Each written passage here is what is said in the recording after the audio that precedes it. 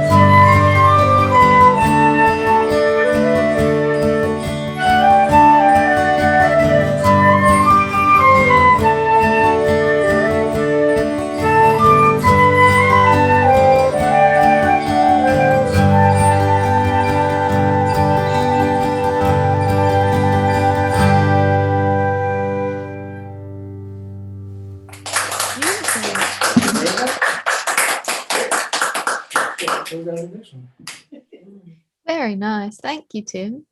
It's a beautiful way to start. But let's have a list of our topics. So we had candles and diffusers, the concept of hygge. It's a nice coziness created by light and scent. Rune symbols.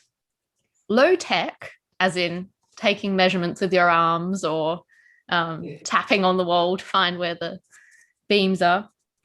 Moving house and having to decide what to keep and what to chuck. When nature seems to be trying to send you a message. Trees might look like they are gesturing or signs have expressions in the trunks, however. Big versus small, and what that means to different people. When you ask an expert or professional for help with something a bit unusual, or ask a stranger for advice. A few people last time had the experience of a stranger in the shops asking their opinion on what they should get or something like that. Puncture repair on bikes, mystery punctures, and the opposite, when you've avoided a puncture but you have no idea how. And memory strategies. So Mum had given this idea of druids having used notched sticks to help them remember the first lines of their poems or stories. So some other kind of mnemonic things. Because we've got a couple of new characters who've kind of joined the White Cedar Flat family in their Solstice tradition, I thought it would be nice this time to get them to add traditions to the tradition pot, as it were. So the buns that I made an interesting attempt at come from Cassie, and also the idea of reading poems. And Alice's idea, thing I was trying to do by having my kind of stick tree, where you could add something to a kind of creative or art project each year to create sort of a story or something about the year past. And to begin with, I've got a couple of poems to start us off. This first one's called The Fire. The fire has always been there, inside us all. It ebbs and flows from flames to coals, yet always lives on. Sometimes it's like the faintest glimmer, a brand still glowing in the ashes, but it's never gone. Some people are like air, feeding the coals with laughter and soul until they burst again into flame. And like those who came before, we carry our torches to rekindle fading embers, to coax connection back into tired campsites, to speak to the sun and call it to carry on, though it cannot come any closer.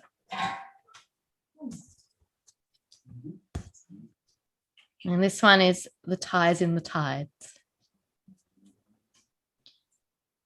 The seasons would turn without us here, the world going around and the tides ebbing and flowing. The leaves would fall and the blossom would burst forth in the spring.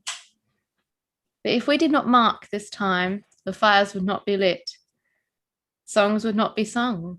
The echo of souls tied to ours down through the years would not ring in our bones. We weave a ring into the web of time as we speak of seasons turned and tumbled, as we welcome the sun, laying down life rings like trees do, like all things that live do, binding ourselves close to those who watch with us as the tide comes and goes. Our story is named after the note that I wrote down when Mum said the idea of nature trying to tell you something, which was messages from mountains.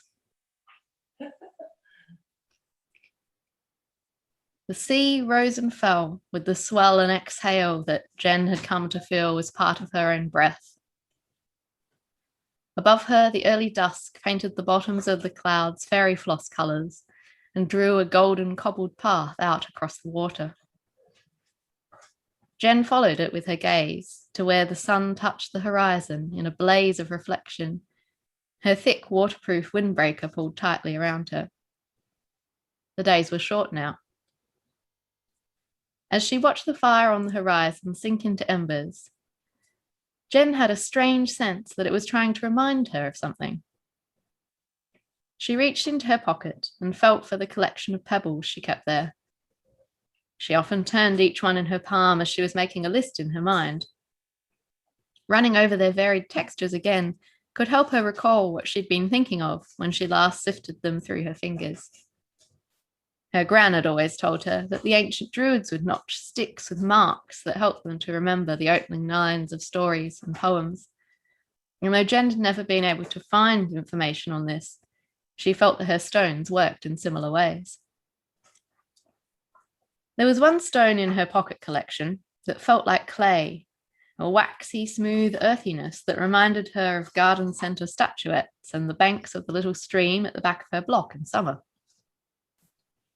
As she tumbled this old piece of earth between her forefinger and thumb, it seemed to Jen that the sun, in its almost set glow against black water, was much like a bonfire burned down and ready for cooking in the coals. And above it, the lit clouds gathered in a swirling pattern, something like a rose or lotus. She checked her phone. No reception. "Sonia!" she yelled across the deck. "What's the date today?" Sonia was checking whale tracking equipment and looked over and squinted into the bright pinprick of the sunset over Jen's shoulders. "What?" I said, what's the date? Sonia sealed up some waterproofing and started checking some acoustic recording devices. 19th, dummy. Messed up your dates again. Jen shot off below deck. I'm staying ashore in Hobart, Charlie. Sonia above deck rolled her eyes. Below deck, Charlie said, vet emergency. No, Jen replied, Solstice. You need to book it in as leave, Charlie shouted after her. I did, Jen called back. I just forgot that I did. In the grey of a chilly suburban morning, Cassie was gazing out of her back window at the pepper tree, which had been something of a leafy, spice-scented friend to her since she moved in during the final placement for her veterinary science degree. Crackers the galah, who had decided he wanted to stay with Cassie instead of her parents, was edging his way step by rocking step along the rim of Cassie's kitchen sink. Is it a good idea to move out to Jen's property, Crackers? Cassie asked him rhetorically. There'll be lots of animals, and you'll like it, I'm sure. But Jen isn't actually there that much. Crackers, said Crackers. Oh, I know, Cassie snapped. She wished she hadn't encouraged Crackers to learn to say his name in that tone that implied someone was losing it. Crackers had been a free-range bird since 3-year-old Cassie had let him out of her bedroom window and invited all of the neighbouring galahs in.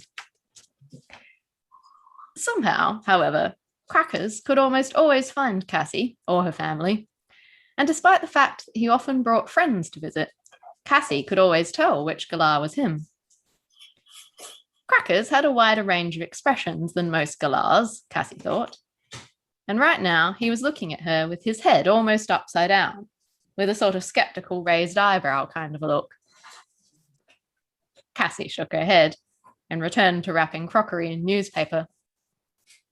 Daisy, her cat, raced into the room in pursuit of a scrunched up piece of packaging tape, swatted it under the table, got her claws stuck in it, and proceeded to flail about on her back. Then the doorbell rang. "Oh, shit," said Crackers. Cassie sighed. "Crackers, could you please stop swearing?" She put the bowl she'd been wrapping down on the sink and went to the door. On the doorstep were Albie, Alice, and Alina, Jen's friends, who she referred to as the White Cedar Flat family, after a flat she'd shared with Albie and Alina when they were studying. "Hello," Albie beamed at Cassie and leaned on a sack truck. "We've come to help." "Right," said Cassie, stepping back to let them in. "I don't remember telling anyone I'd be moving stuff today." Alina pushed in front of Albie with her elbow and proffered a box of cake. "Oh, but we knew you'd have to go now because of Solstice," she told Cassie, as though this made perfect sense. Cassie took the cake and led the way inside. Daisy the cat attacked Albie's feet, and Crackers flew over and landed on Alice's head, screeching, "Hello, Crackers! Hello, Crackers!" Alice winced and put up a hand to try to coax Crackers onto her shoulder and out of her hair. Cassie looked between them all, waiting for more information. "Okay," Alice sighed, nudging at the galah. "How about you two shut up a second, and I explain to Cassie from the beginning so she actually knows what we're on about." Albie and Alina sat themselves down at Cassie's kitchen bench, and Albie, seeing the crockery and newspaper, started wrapping things. They seemed to accept that Alice would do a better job of explaining the situation. "Right." Alice leaned on the sink and turned to Cassie. "As I'm sure you're aware from previous interactions with us, there is absolutely no escape for new partners when it comes to joining in with the White Cedar Flat family's annual solstice thing. I learned that the hard way." Cassie grinned. She understood that Alice wasn't an original member of this found family clan either. "But actually, if you just accept solstice is a thing you do now, it's a really nice occasion. The thing is, the closest weekend to the solstice, well, it's this weekend. And when we're all in town, we usually hold it at Jen's and all stay over because we can have a bonfire there and there's room for us all. So I'm thinking, if you're moving there and Jen hasn't mentioned it, she might have forgotten and not be as prepared as normal. And you'll have all your stuff to unpack. Right. So what you're saying really is that not only am I moving house this week to move in with my girlfriend, who isn't there because she's decided to hang out with whales half the time, but I'm also going to be hosting this traditional solstice gathering of yours, having no prior experience of what that entails, other than last year's Zoom call, in which you lot discovered I existed despite Jen trying to keep me a secret. Alice thought for a moment. Yeah. Oh, shit, said Crackers. Too right, Crackers, replied Cassie. Okay, so now I see why you think I need some help. And also, that I'm not getting out of this responsibility I didn't know I had. She paused and looked around at them all. And you're right. So, Albie, please keep doing what you're doing. And when all of that's wrapped up, please put it in that box. Alina, I need you to help me pull everything out of the spare room wardrobe and work out what to throw away. Alice, can you keep bringing new boxes and put the full ones under the carport ready to go in the hire van when it gets here? And while you're doing that, I need you to talk me through the solstice traditions so I know how to set things up and whether Jen actually has all the stuff we need or I need to go and get things. Alina blinked. Cassie, she said, looking thoughtful, if I ever get married, can you please be my wedding planner? Cassie snorted. No way. Just because I'm good at organising things doesn't mean that I like it. I'm totally stressed out. You just can't tell because I'm good under pressure. Crackers, said Crackers. He pulled a post-it note off of the crockery cupboard and waddled across the sink to wave it at Cassie. Yes, thank you, Crackers. That one's done. Cassie frowned. But please stop pulling those off. My memory strategies won't work if you move everything. Albie reached out and took the post-it from the bird's beak. How's this a reminder? He asked. Looks like a Zentangle. Cassie winked. You'll never be able to read my notes, Albie. I use my own special symbols so I can get more information into a small space. Alina leaned over to see. Ooh, like runes. Alice stole the post-it from Albie. More like a map or a dot painting. She frowned. Does this tell you exactly what order to pack the box so it unpacks straight into Jen's cupboard? Cassie smiled and then rolled her eyes. It would, only Albie's been putting things in any way they'll fit.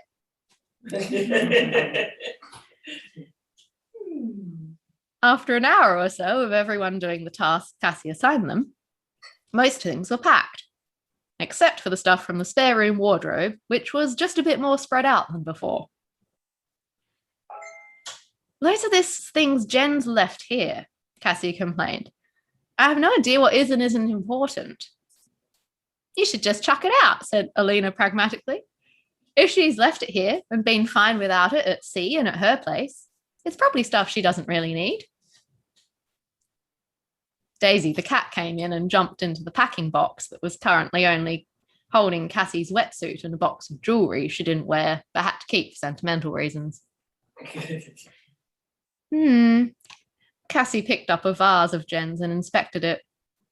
That's very sensible, Alina, but it might feel a bit more like breaking up than moving in. She turned the vase around slowly. Hey, look at this. There are symbols running around here.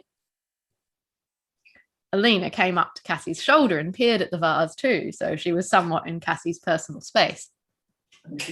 Oh, now those are runes. She grabbed the vessel out of Cassie's hands and took it to the window to see the engravings in the natural light. This says something. I wish I had my books. Then she frowned. Cassie, there's something stuck inside of this. She shook the vase to demonstrate how it rattled. Okay, well, We don't have time to solve that mystery right now, Cassie told her. Just put it by the front door and I'll investigate it later. Alina kept turning the vase over and over. I know this one. She pointed to a room that looked like a sloping banister rail. It could actually be something to do with the solstice. This means one thing ending and something new beginning, a fresh start. Kind of like what we celebrate by including lots of New Year traditions in the solstice. Alice and Albie came in with some empty boxes. We've finished the kitchen and all your books, and we've taken the dining table and the chairs and the bookcase out to the carport, Alice announced. Great, replied Cassie. Tea break? The others nodded. Albie interjected. What? Asked Cassie. Oh, right. You've packed my kettle. Yeah, and your jars of tea and all your mugs. And all your chairs are outside, Alice added. Cassie thought for a moment. Okay, well, here are some camp mugs. She reached into the mess on the floor and pulled the tin cups forth. You can have those, and I'll use the thermos lid, and Alina can have... She dug around a bit. The smallest pot from Jen's Trangia. She looked at the pot and gave it a sniff. Wash it first. There might be metho. She kept digging. And here's a billy. Fill that up and we can boil water on the stove and use... She looked in a couple of tins. These tea bags. Possibly a little old, but not too horrifying. She smiled. Actually, look, that's proved the usefulness of a bunch of this stuff. Albie grinned. This is fun. The four of them sat out under the carport on the assorted chairs they'd taken outside, and Cassie gave everyone blankets to use and then pack in the van when they were done with them.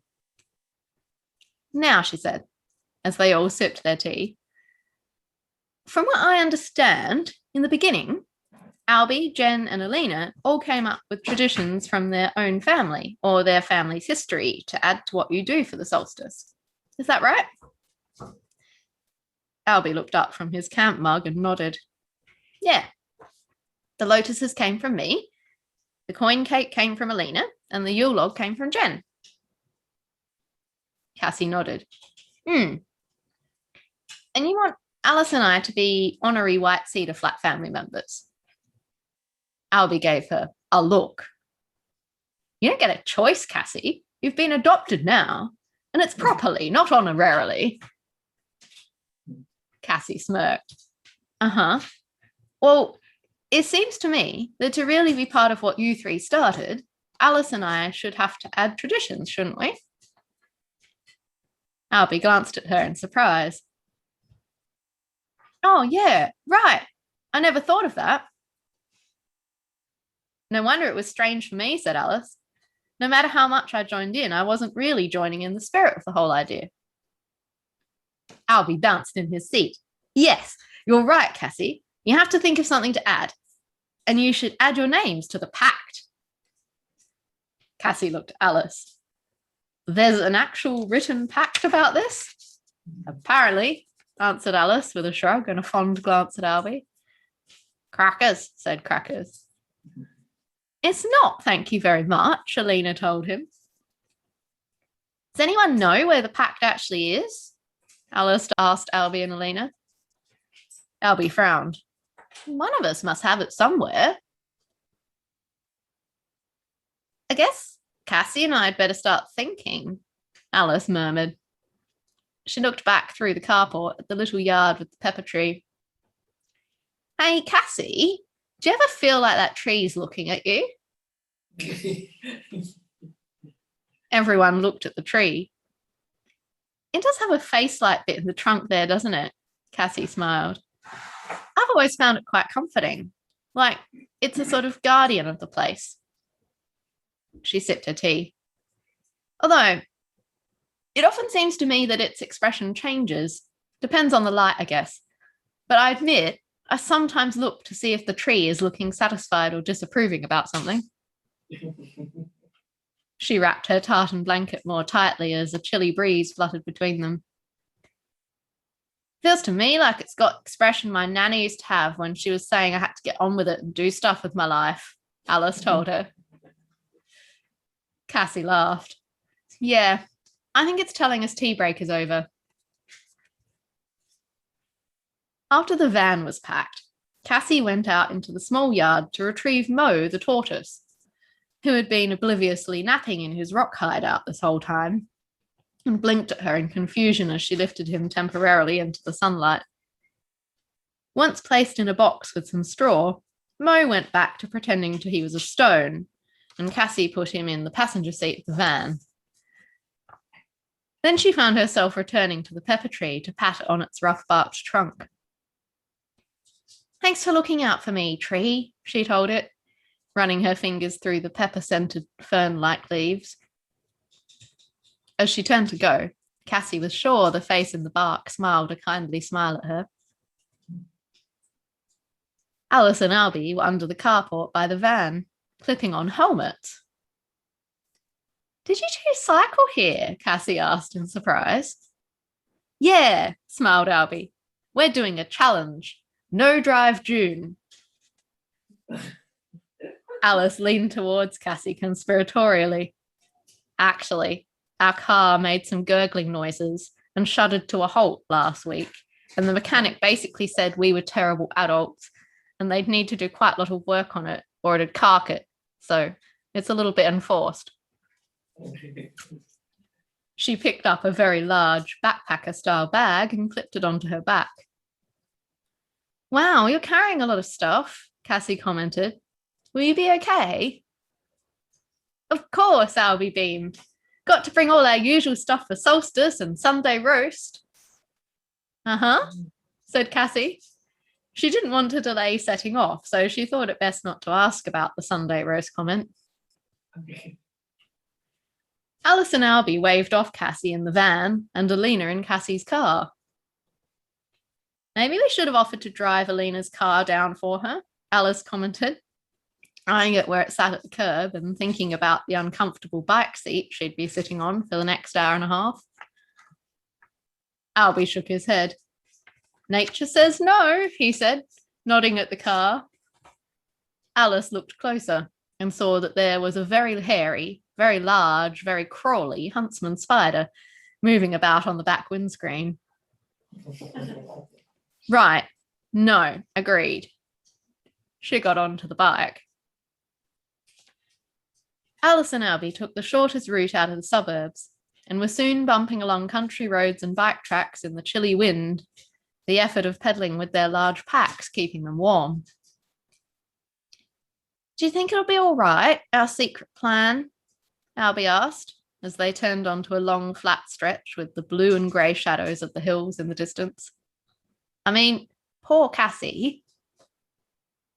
Alice pedalled faster to draw up alongside him, her hair flying out behind her like a big curly black flag. It was going to be very, very tangled. Cassie is a superhero, she declared. I think she'll just take it all in her stride. She glanced at the road ahead. Ah, Albie, watch out, broken glass. She steered her own bike off onto the grassy verge for a moment. Albie, who was having a reflective moment, was too slow to react and ploughed straight through. He jumped off the bike a little way ahead and knelt down, inspecting the tyres. Alice joined him a moment later. I think it's okay, Albie commented, poking his front wheel. Surely not, Alice exclaimed. You just went right through that. She looked over the tyres too, prodded and squeezed each one, but there was no sign of a puncture. I don't believe it, she told Albie. You're so annoyingly lucky sometimes. If that was me, I'd have 4 punctures. Albie just smiled in an annoyingly zen way. It became all the more annoying when Alice went to get back on her own bike and discovered that she, in fact, did have a flat tyre. How did this happen? She complained, searching around the back tyre for whatever offending object had caused the hole. I completely avoided the glass. Albie pointed. 3-corner jack. Where? Alice continued poking round the back of the wheel. Ow. Okay, there. She pulled out the nasty, sharp little seed and hurled it back into the field. Albie got the pump and some puncture repair gear from his own bike.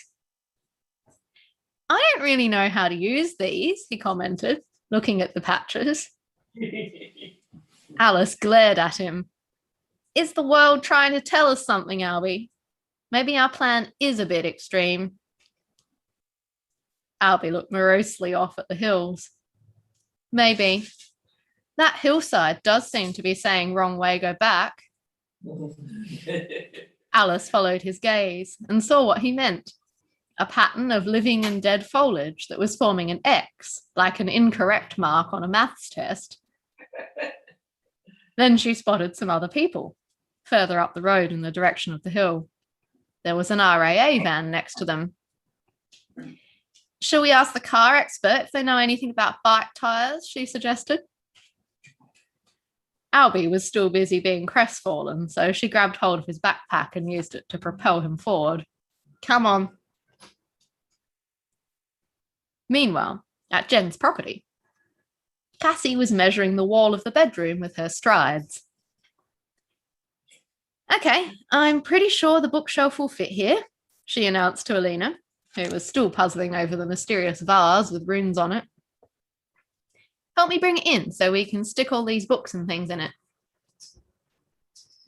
Alina was greatly surprised to see that the bookcase did fit, and she promptly placed the vase on top of it, as if adding a finishing touch. Big books in this pile, small books in that one, Cassie instructed, hauling in a box full. Alina held up a book. Is this one big or small? Big, replied Cassie. No, it isn't. Alina put it down in the middle. How many centimetres tall counts as a big book? Cassie frowned and bit her lip. Then she picked up the vase. If it's as tall as the vase or taller, it's big. If it's less than that, put it in the small pile.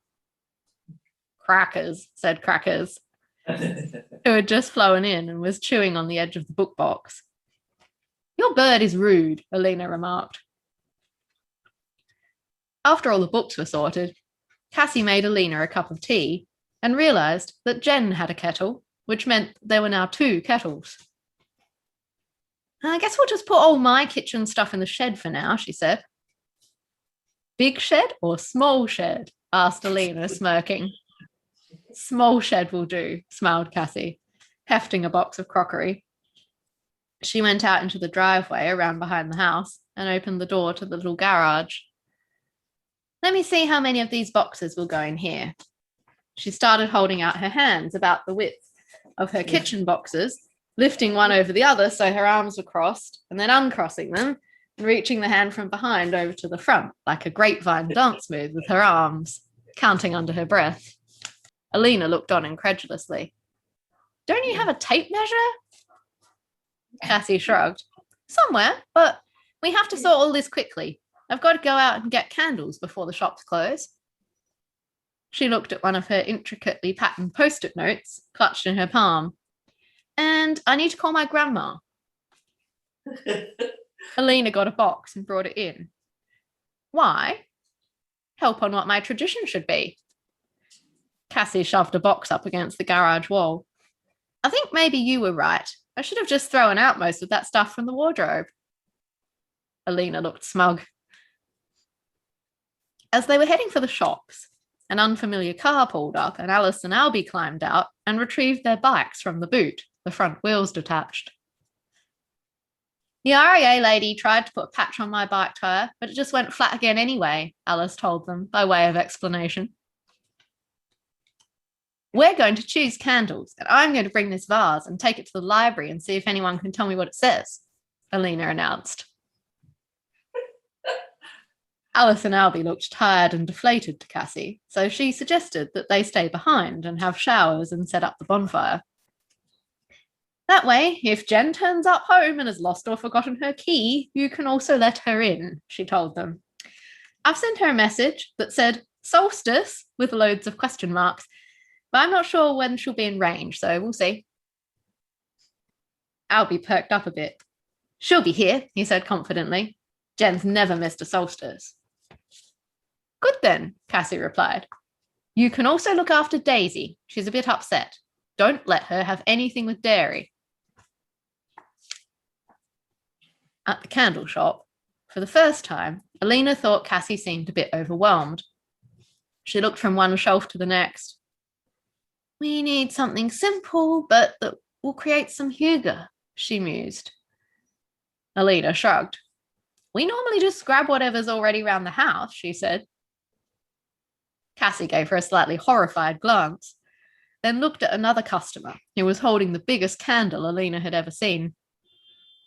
Excuse me, I don't do this much, Cassie said to the man.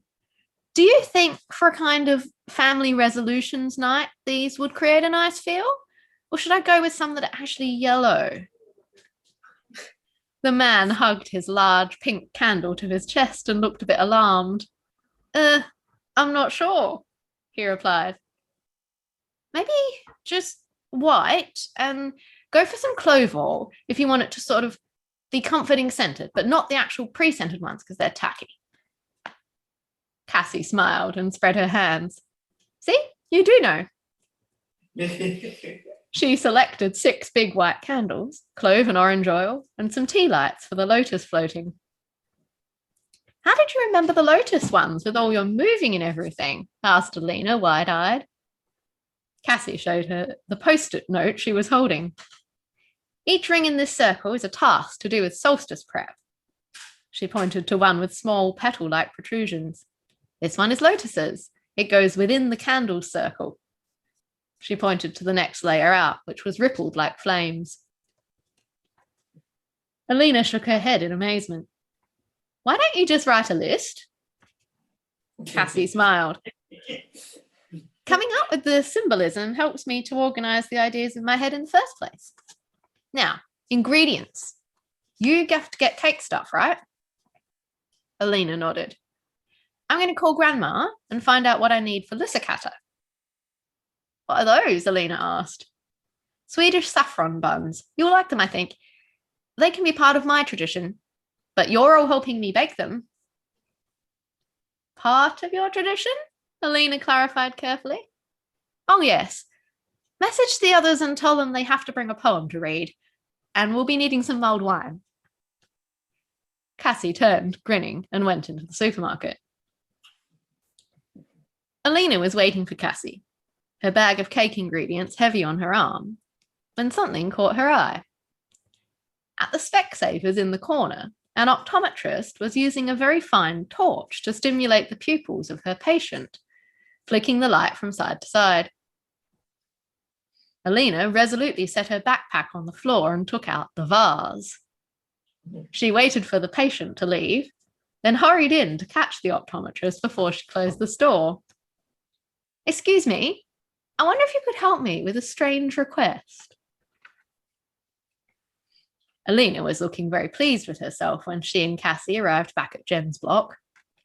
They found Albie and Alice by the bonfire, which was rather inexpertly stacked and struggling to catch a light.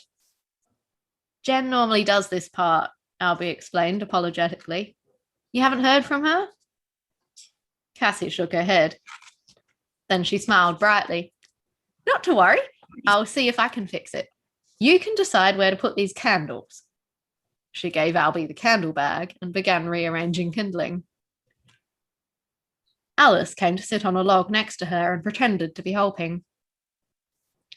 Have you worked out all of your tradition yet? She asked Cassie. I'm worried I won't be able to think of anything. Just pick something you enjoyed from a celebration when you were little, Cassie suggested. Could be anything. I called my grandma and got a recipe for something I liked. And weirdly, for a kid, I used to like it when the adults read out poetry. So I'm going to make us do that. Alice watched her confidently stacking logs and sighed. I guess Well, my gran and my aunties and I used to do a lot of art stuff, like mosaics or quilts or group paintings about stuff we liked. She shrugged. But I don't know how to turn that into something we can all do every year. You know what I mean? Cassie got up from the fire, which was now gently starting to crackle as the kindling carried the flames up to the larger logs. Well, she mused, maybe it can be a little bit different for each of us. Just some kind of art or craft that we add a little piece to each year. Jen has a big drawer of craft stuff. Want to look through it? Alice nodded. Cassie made everyone help her with the Lysicatta buns. Alina drew the line at her attempting to time a minute by singing Happy Birthday and a Half twice. She put a timer on her phone for heating the milk. Then they went out to the fireside, where they waited for the cake with coins in it to bake, and Alice put some damper in the coals with a camp oven. Alina sat down with the vase in her lap. I found out what some of these are, she told them, tracing the runes with her finger. This one here, she pointed to the sloping banister rail rune, I already knew, was a sort of old things ending and new things beginning, which I think is to do with the solstice. This cross, or X-like one, is a union, partnership, or gift. Wait, what? Alice got up from the other side of the fire and went to look. Albie, you know the thing with the hill? Albie went over and looked too. They looked at each other. Alina looked between them in confusion. Albie inclined his head and Alice nodded at him, got her phone out of her coat and started texting. What's going on? Alina demanded. Before Alice or Albie could answer, however, Daisy the cat came bounding noisily out of the house and was met on the back veranda by another cat, with whom she proceeded to go and sit in the driveway. Jen's coming, said Cassie confidently, standing up. Sure enough, there was the gleam of headlights far down the long dirt driveway, and a taxi appeared. Jen got out with a wheelie suitcase and hair that looked as though she'd slept sitting up. I'm here, she announced. I haven't missed Solstice. She saw Daisy sitting ahead of her and grinned. You did move in. Cassie rolled her eyes. Yeah, with no help from you, I might add. She nodded at the others. And this lot turned up first thing this morning to inform me that I was also hosting tonight. She winked. I hope you brought a poem. Jen tossed the suitcase on the veranda and came over to hug her. Oh, I might be a tiny bit forgetful, but I'm not useless. I wrote one. She caught sight of the vase. I see you found that. Yes, but what does it say? Demanded Alina. Jen took the vase out of Alina's hands. Each year we cast wishes with fire and hope and openness. With the new year, this darkest point marks. Break me apart, cast me anew. Reveal a wish granted or altered and forge new bonds. Alina snorted. Runes can't say all that. Jen laughed. No, but they can help me remember it. She watched Cassie thinking. Am I supposed to break the vase, Jen? Cassie suggested tentatively. Because in some parts of Scandinavia, people do break crockery on New Year's. Can't say I've ever done it, but... Jen grinned. Yes, Cassie, you're supposed to break the vase. That's so unfair, spluttered Alina. I spent all day trying to find a way to see inside without breaking it. Cassie smirked, took the vase around to the front of the house and threw it down dramatically on the doorstep. Left behind among the shards were a paper lotus, like the ones they folded each year, and a key to Jen's house. Cassie scooped up both and held them in her palm. Is this your wish from last year, Jen? Jen nodded. So, when you claimed you'd lost your key on the boat? Cassie laughed. maybe you shouldn't have put this in here a whole year ago. She took Jen's hand. Guys, Alina said from behind them, am I hallucinating? Or is that Alice's mum and her great aunt Madison coming up your driveway? Jen and Cassie turned around. Where have Alice and Albie gone? Asked Cassie, looking back at the empty seats by the fire. Alina went back to her seat and found an envelope and a bag. She picked the envelope up and pulled out a note. What's that? Cassie asked, towing Jen back to the fire. Wait, we've all got one. It says, please get changed, return to the Solstice fire and light the candles. Oh my God. Cassie spun around in delight.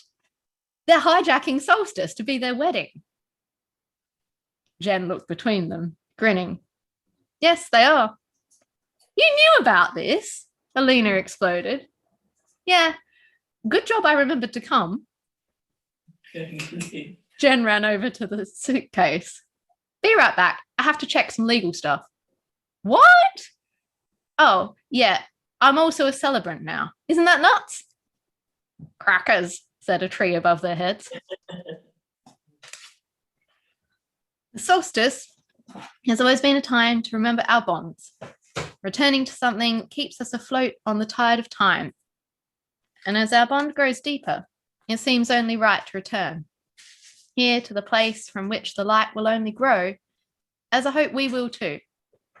And among those who hold the lights for us, when the year turns to longer shadows, and where we can always turn. Will you be the eternal watch on my life, as I am on yours? Albie glanced from Alice to Cassie at this juncture and said, can this count as my poem? Alice swatted him on the head with her improvised bouquet of paper lotuses. Do you want me to do the corny bouquet tossing thing? She asked them afterwards. Yeah, said Albie. Albie, you're not in the running to catch it, remember? Oh, yeah. Albie looked a bit disappointed. Or you, Great Aunt Madison. Okay, dear. All right, then. Alice turned to face the house. Can't promise these won't just land in the bonfire. There was a flurry of movement, in which Cassie wasn't quite sure what happened, especially given there were only a small number of people in the circle. But suddenly, Jen was no longer in front by the candles.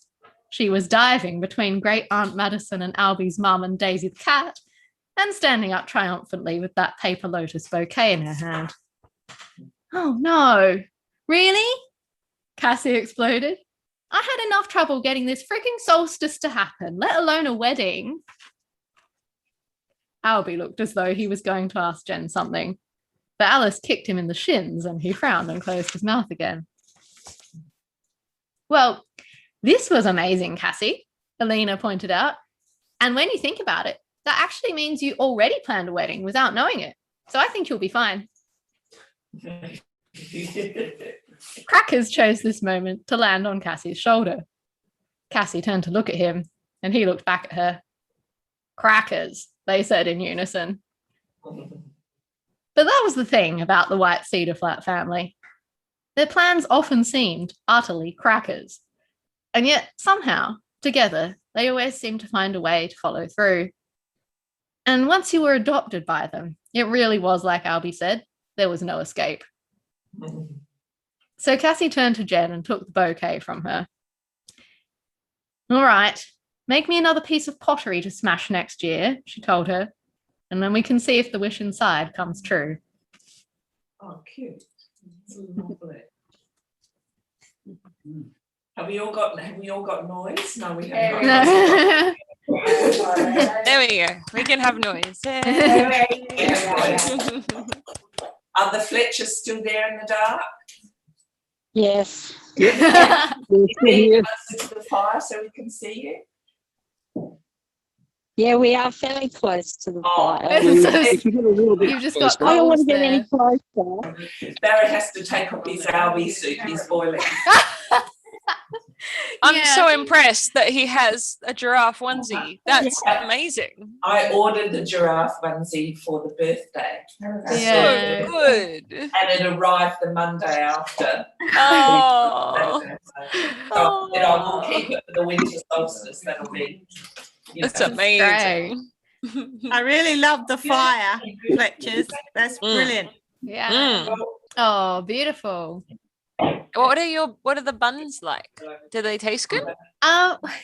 Well, they're a little bit we don't actually have a mortar and pestle, so it was very hard for me to get the saffron to properly into a powder. So I ended up putting a little bit of turmeric as well, because the saffron wasn't really coloring the way I wanted it to. But it does. Neither of those things have a very strong flavor. I saw afterwards in a post I was looking at about the licicata that sometimes people put cardamom for a bit of spice, and I thought, yeah, that would have been good. A bit of cardamom would have been really nice. So, Sarah, did you just randomly look up that recipe? Yeah, well, not really. No, it's because I know all of the characters. I have some idea of sort of the origins of their roots, as it were. So the people in Cassie's family all have sort of Scandinavian names. And so I looked for like a Scandinavian celebratory food that they would make, because I wanted like a baked good that I could do. And so I found this stuff about these as kind of a Christmas food. It's like an Advent thing that they do. Well, I'll give them a go, but we haven't yet. And I think I make mine very tiny. Yeah, they're not meant to be this big. I mean, that's why they really don't quite look right. Because they are a bit funny. They are a bit breasty, aren't they? They are a little bit breasty, a lot more like skinny and like the swirl it is. So they're a bit more like a kind of, a treble clef bit where there's a bit that is just the bit between. Oh, I have a special solstice treat. I forgot I have it. I'm going to go get my solstice treat. Okay. And I've done one of my lemon cakes. Does it have a coin in it? It does. It has a threepence. Hey. Well, you got to do some wishes at some point.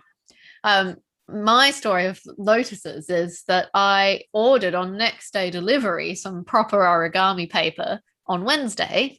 And of course, the courier messed it up and they refunded my next day delivery, and I still don't have the paper. So I'm going to have a try with some... Claire will know what this is and laugh. I know what that is. And I know what that is. Yes, we all know what that is. But that should work really well. I think it might be round the rack consistency, but I've got to get a proper square shape out of it. Oh, this is my special treat. Yeah, that looks amazing.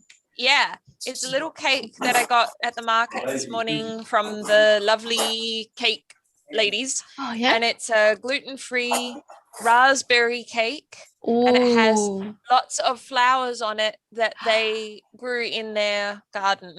Oh, wow. I love things with edible flowers. Yes, they had lots of very pretty ones with edible flowers. Oh, and I have a mix of ginger beer and spiced mead. Oh, nice. That's perfect. Before I try and think of a wish to put inside my lotus, any topic requests for our next story in July? But let me check. It will be the 10th. It will be a very busy time for us because we will have been probably up to Sheffield to have a look at potential places to rent there the week before and come back for it. But I'm happy to go ahead and have it then, because I can write anywhere. So you could aim at a briefer story that time, like a 15-minute story or something like that. Yeah, we could do that. Or just do a bunch of poems. Yes, or maybe something episodic. So like an episode of something that gets finished in August. Yeah. Yeah, like a to be continued. A to be continued story. That'd be fun. That'd be interesting. I'd have to try. I think if I'm going to do a to be continued story, I'm going to put to be continued down as a topic as well. And then I think it would have to be like, you know, when something is to be continued and it's like so annoying, you go like, oh no, because it's to be continued. It will have to be like that. So let's do a good job of it. Yep, definitely. You've got to make us all go no, even though we suggested it. Yeah.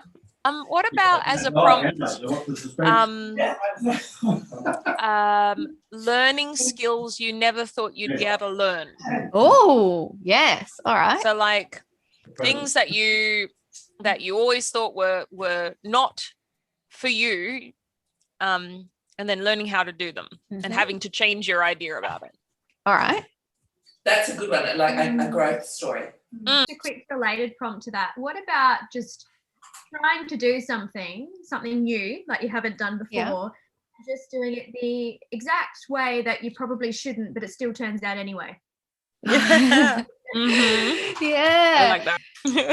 Now, another one that comes up from the moving house thing with Jane and Andrew, is finding real necessities in unlikely places. Here we go. Well, not So Jane, yes. It's time. Come on, Jane. It's time to confess where the cutlery was actually found after the move.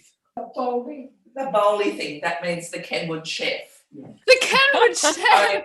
So Kenwood chef. I mean, that's like the white elephant in most people's houses. You know, why would you use it once a year type of thing? Didn't we have him at once? But it would have been at the bottom of the Kenwood. We saw we know we we saw the And it Kenwood. did say Kenwood and utensils. Yeah. Well, that could also come under mislabeling. Yes, comical mislabeling. I was just going to say that I think the Kenwood chef makes very good storage capacity. There's a lot of volume in there. It makes I can understand That's putting true. things inside the Kenwood chef. Yeah. Otherwise, it's You not might very as well. efficient packing. Yeah. Hey, do you know what just happened? Oh, what's just parcel. happened? This is my origami paper. Oh, you got a package. Of origami paper. That's cool. Sarah, I'd like to add travel, because for the last 12 or so years, I've been able to go to the Northern Hemisphere in July for most of those years, but not for the last few, 2 or 3. So I'm missing it. So travel in July or travel to the Northern Hemisphere. It's really going to warmer places, I think. Travel to warmer places. Yeah. That sounds good. You Yeah. must put in joining video calls in the dark. Joining That's what video Albie calls. did the first time. He came on a solstice call. Do you remember? He was in the dark. Yeah. But Mark and Margaret, there were sort of glimmers every now and then. The fire must have. You could see them at the start. I think the fire died down. Yeah. Then you couldn't see them. I've learned that if I'm going to be on a video call at nighttime, I have to not wear any of my black clothes, because then I'm just a floating head. Oh, yeah, that's weird. Oh, I have a prompt, Sarah. Yeah. Watching so much of a show that you start talking like the show. Yeah. I always find if I watch a lot of the same thing, I start to want to talk, in the style of the characters, and I have to stop myself from doing it because it's really strange, or I just can't do it. Like I watched a bunch of Gilmore Girls and I kept wanting to talk like Gilmore Girls, but they're incredibly witty and it just wasn't possible. Sorry. That's great. Yeah. So it's just sort of frustrating because I could never do it like I wanted to. In my head, I talk like very witty characters, including ones I've written myself. that I've spent like 3 weeks thinking of the thing that they say, and then I sort of expect myself to say those things spontaneously. I'm like, why can't I do it? Why can't I be like I wrote that in my story? Yeah. Oh, nice. Beautiful. That's good. That's a good amount of requests for a to be continued kind of a story. And I suppose the question is then, is it kind of a rolling one, in that when I read it to you with its to be continued, do you then add more requests that go into the second part of it? That sounds fun. That sounds good. So you have to continue the story, but with our requests. But with new things. Yeah. You could also have like a multiple choice, like to be continued, and you could have like just a couple of things. Oh, like a choose your own adventure. Oh, choose your own adventure. Yeah. That's great. I like that. We went to a play one night in America, and they got the audience to vote as to who they thought was guilty in the plot. And then the people voted, and when we came back for the second half, away went the play. And well, we were just bemused by that, but at the end we realised that whatever the audience chose, that's the way the play went. Oh. And they had about 5 different versions of the play that they were going to do, depending on what the audience. Wow. It was amazing. That's really cool. That's really cool. That's I like great. that. Sarah, I did enjoy the bit about measuring and doing that. Yeah, that was perfect. I mean, who at the table has done that kind of thing? Oh yeah. Estimation is a very Oh my goodness. This reminds me actually of a story from the, which I think I've told Sarah about a camp that I went on recently. So the last camp I went on for uni, we had to do this exercise where we had one afternoon to design and run an experiment measuring something in the landscape and then making sort of ecological theory about it. So it was a really cool exercise, but it was a really short time. And so my group, one of the things we were doing was we were counting animal droppings under trees. And we had this like big metal grid that was like 1 meter by 1 meter, and we would lay it down and count how many were in each of the cells and things like that. But as we started running out of time, our method started getting less and less scientific until it ended up in a method where all 4 of the people measuring would start at the trunk of the same tree, and then they would all take steps out in 4 different directions, spread their legs to about 1 meter, and then look for droppings.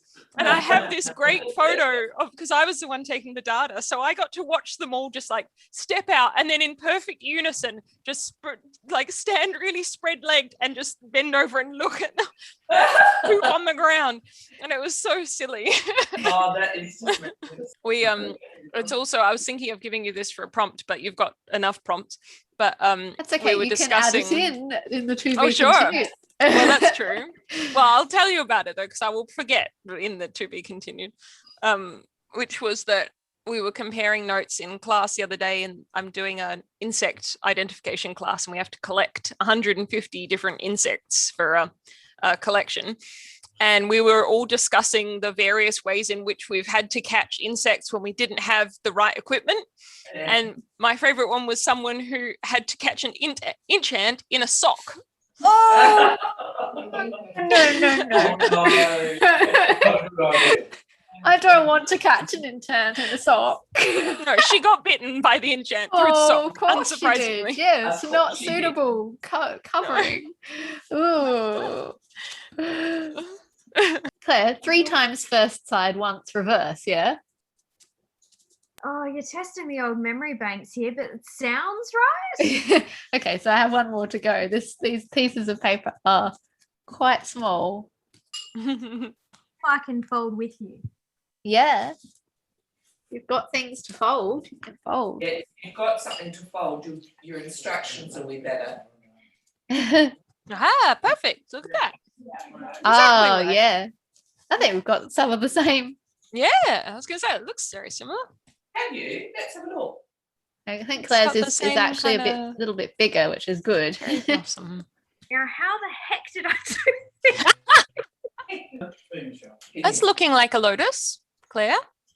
I've done it. Yeah. Done it too. Oh, wow. Ah, nice. Hold them both up so we can see them together. Haven't quite finished mine. Oh, okay. When you're done. Hey, excellent. Oh, nice. And does They look great. the light fit in? Yeah, it probably does, but I think it'll sink. No. Oh, no. Oh, drat. Oh, Yeah, Maybe Claire's I- looks a little bigger. I reckon Claire must have had a slightly bigger But I belly. think it's moving. I can sort of force it in, but it's Mm, definitely but going to not- sink because yeah. like that the size of the thing. Yeah. Oh. It's a float. Oh, it's gone down now. Oh. It was a float. Drat. for Right, we're one going to second. sing now. Yeah. Oh, that's a very wet lotus.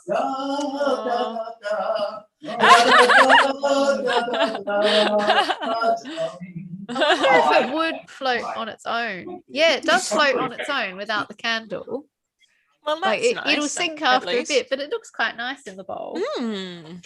Jurassic Park. I'll take a All picture. right, let's see if Claire has luck. Come on, Claire. Oh. How many funnels has it got? Oh. Hey! Yay! Look at that. I'm gonna put Perfect. you full screen for a sec so we That's can see great. Hang on, I just want to make it big for a minute. it. Yeah, that's Yeah. what I'm doing too. I think we Pin have to Claire do so we it. can see it. I Oh, think we look all at have to do it individually. There that. we go. Yes, that's great. Oh, so very good. cute. Well done. Well done. All right, here's to Okay, future hold on. solstice. Are we doing a toast? Hold on. I haven't got anything. Oh no. Right now I do. Okay. Solstice. Happy winter. You could hold up your bowl of water, Claire. I know that. Yeah, use a candle top. Yeah. Happy solstice. Solstice. Sarah, it's also our second week anniversary at our new house. Hey! I just like to announce Oh that yes. the Who Gives a Crap Yay. does float. It does float. There you go. Yay. I think it's gonna sink soon. Oh, I Yeah, don't have my probably. matches next to me, so I can't light the candle while it's It floating. looks pretty good though. But It's it doing looks quite well. impressive anyway. Yeah, that's great. Dry it out and keep it, maybe. Oh, what's that? Is this your cake? That's the lemon cake with the coin in it. Beautiful. Who's got the coin? I'm hoping. All right. Shall I switch our recording off now? I think we've done our requests. We've heard our lovely winter flute, had our story, and our next story will be July 10th, and it's going to be a sort of to be continued one. So we'll sort of a half story. We'll give that a go. That might be fun. There'll be 2 episodes, one in July and one in August. All right, let's switch that off then. Well, bye to anyone watching the recording. Bye, everybody. And do make your wishes and light your candles. Thanks. Thank you.